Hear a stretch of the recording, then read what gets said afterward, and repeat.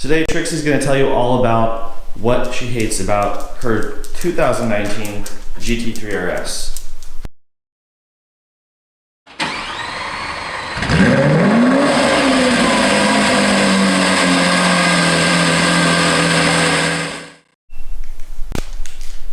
So yeah, this list of 10 things that I hate about my 2019 GT3 RS is a total dramatization. I really don't care that much about these things that I say I hate, but I know that a lot of people will be interested in these things because these are more accurately described as my least favorite things about the car.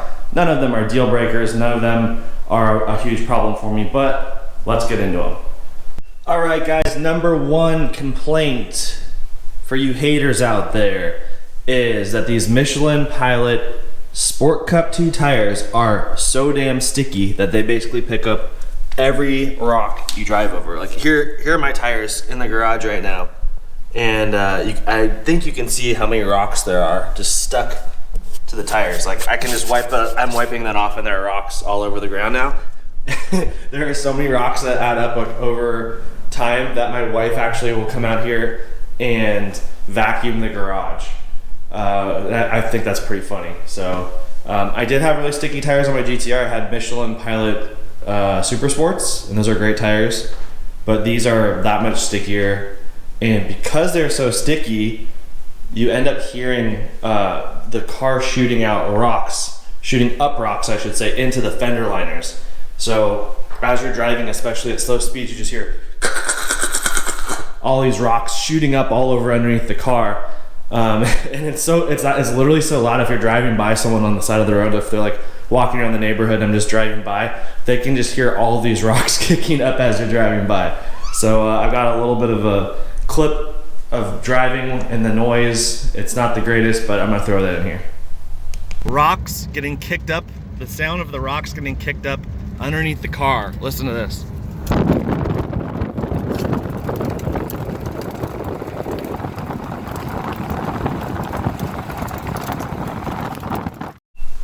Number two, these crazy expensive PCCBs, which is Porsche carbon ceramic brake.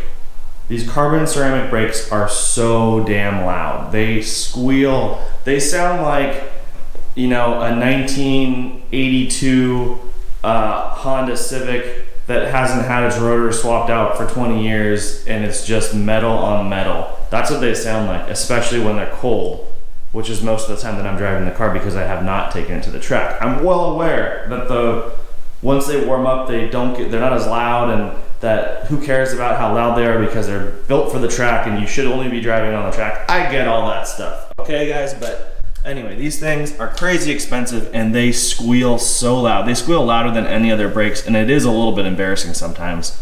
Ready? Number three is the shallow AF cup holder. This cup holder really bugs me because I do like to stop at like the gas station and get a drink a lot of times on the way to work. So if you just have like a Gatorade, it's not as big of a deal. This is on max setting, so that's the widest bottle you can put in there, which is fine. But if you look at how shallow it is, if you got a drink with an open top like a can, I like to drink yerba mate. I used to drink Red Bull and stuff like that. I'm trying to quit, so I haven't drank that for like a month. But if you have a can that's open on the top, this is gonna spill. This is as good as it gets. You can kind of tighten it up a little bit. Like that's as tight as it will get right now. So you will spill your drink. And in certain cans, the way they fit, they won't. This actually has some lip on the bottle, so it can hold in there a little bit better with the lip. But some cans that are really smooth will actually just fall out completely. So yeah, don't spill your drink inside your GT3 RS, guys. All this talk about spilling a Gatorade reminds me of this South Park clip.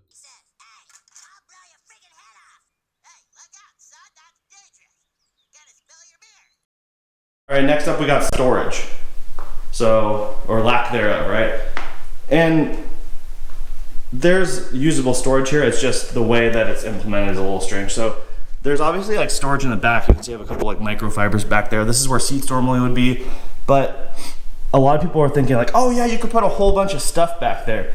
But the problem is these are fixed position seats. This doesn't change. I can slide this forward and backwards, but you can't actually really slip anything. Like if you had a suitcase that you wanted to slip in through here, you can't really do that. If you had a duffel bag that's like a soft duffel bag, you could probably just sneak it in through like up here. Let's see if there we go, up this way. But a hard suitcase, you will not be able to get anything like that back there because there's just no way for it to get through. This isn't gonna fold forward like you need it to, which is fine, but that's just what you have to know about when you get this car, right? There is a glove box. It's a decent, normally sized glove box. There's a small storage compartment here, very small. There's your cigarette little lighter thing here, very small. And then we've got the frunk. So go ahead and pull the frunk, and I conveniently have a suitcase in here for you guys.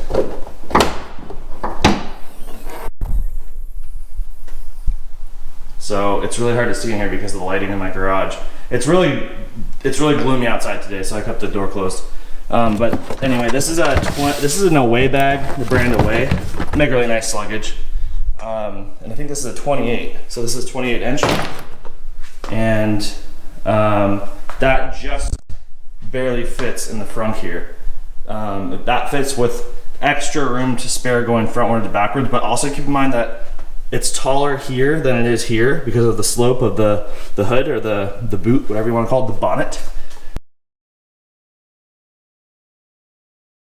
All right, the next one's gonna be the most fun one. Getting in and out of the car. We just talked about that fixed carbon fiber racing bucket a minute ago and how it's not adjustable. Well, neither is the way of getting in and out, really. There's this really tall side bolster right here. Yeah, it's like deeper than my hand, right? So you have to basically get over that and in, and then on the way out, you do the same thing coming out. So let me show you how I do this every single time. It's really cool. This is how I do it. You guys ready?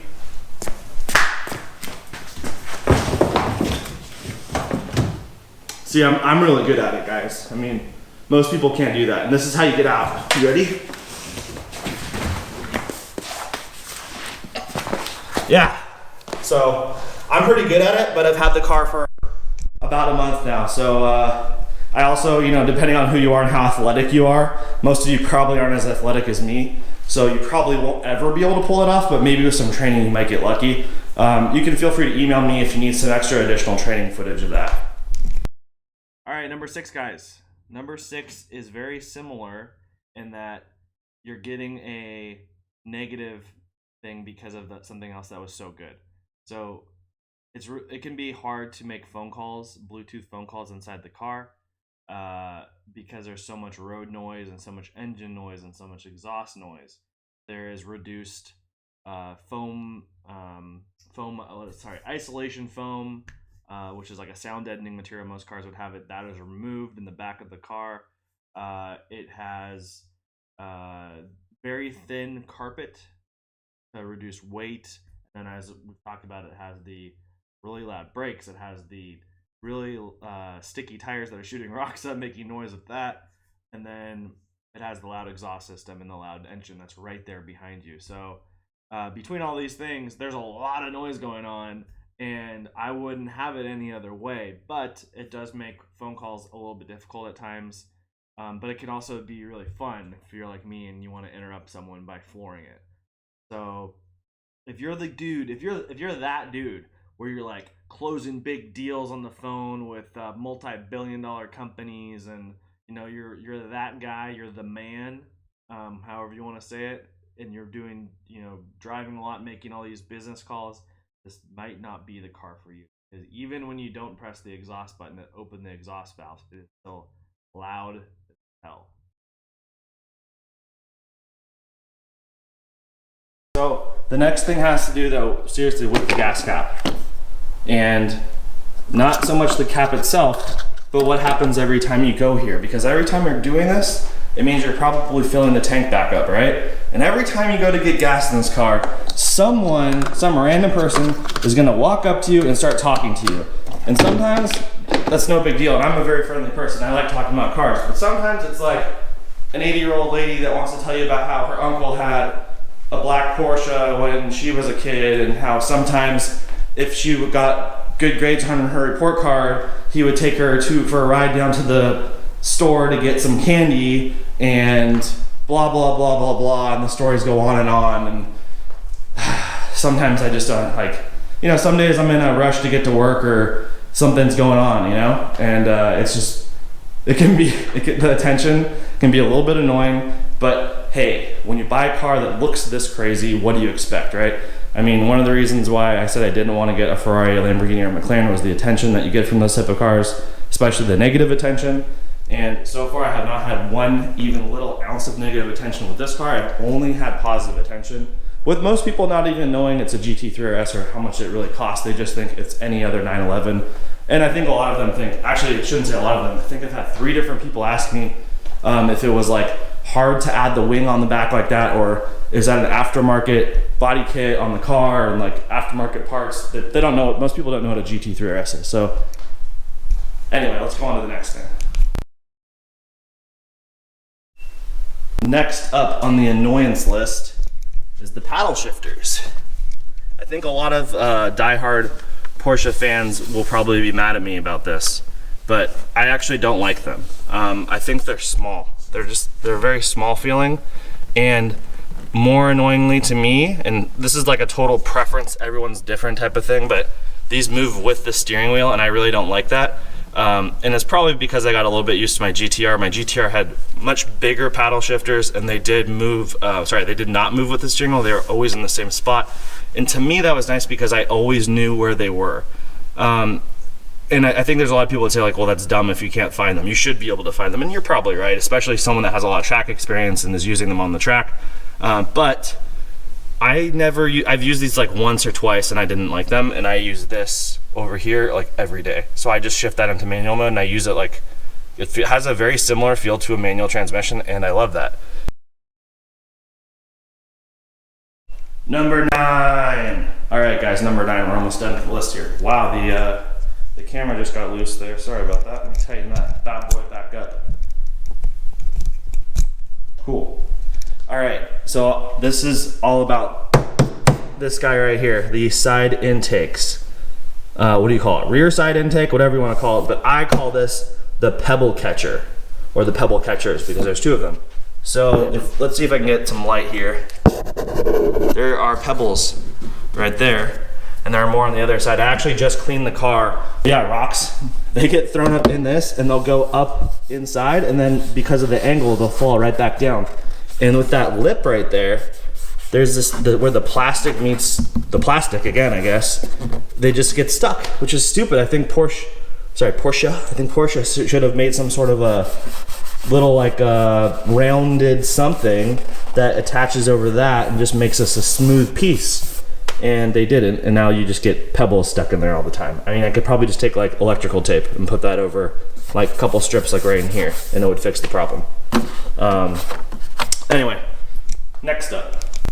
All right guys, number 10, the 10th and final thing I hate so much about my terrible GT3 RS that is the worst car in the world. All jokes aside, so number 10 is probably the most annoying for me and for most of you out there. The GT3 RS is not sold with a manual transmission option. It is PDK automatic double clutch only. And I really, really like driving manual transmission. As you can imagine, I guess I don't like it so much that I would only buy a car that was manual transmission.